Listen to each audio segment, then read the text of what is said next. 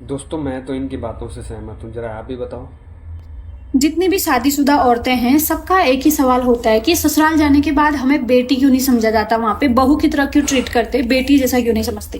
पहली बात, अगर ससुराल में कोई हमें बेटी जैसा समझे ना, तो भगवान कसम 4 दिन में लड़कियां ना भाग के अपने मायके चली जाएंगी। अब मैं बताती हूँ बेटी के लिए क्यों।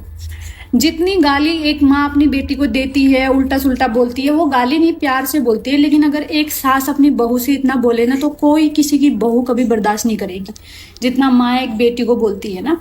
तो दूसरी बात, जो जिन लड़कियों की शादी नहीं हुई है, अगर वो मायके में आराम से, बहुत सारी लड़कियां हैं जो आराम से 8-9 बजे तक उठती हैं, बिस्तर में उनकी माँ चाय दे देती है, बढ़िया है जो भी है।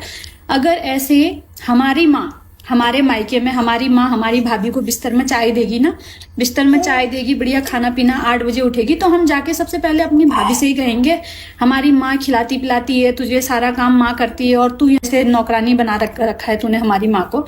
तो वही चीज हम पे भी लागू होती है। जब किसी और की लड़की हमारे घर में बेटी नहीं बन सकती ना, तो हमें उम्मीद नहीं करनी चाहिए कि कोई हमें बेटी बना के। और रही बात बेटी बनने की, तो ना अच्छा है कोई हमें बहू बना के रखता है। अगर हमें बहू नहीं बनाया जाएगा ना, तो हमें अपनी जिम्मेदारियों का एहसास कभी भी नहीं होगा। और जितना बेटी, कोई माँ अपनी बेटी को बोलती है ना, अगर इतना किसी माँ ने अपनी बहू को बोल दिया ना, तो कोई बहू बर्दाश्त नहीं करेगी। तो इसलिए बहू हो, बेटी बन चुके हो, बहू हो, ताकि अपनी जिम्मेदारियों का एहसास। दोस्तों जरा बताइए आप कौन कौन इनकी बातों से सहमत हैं।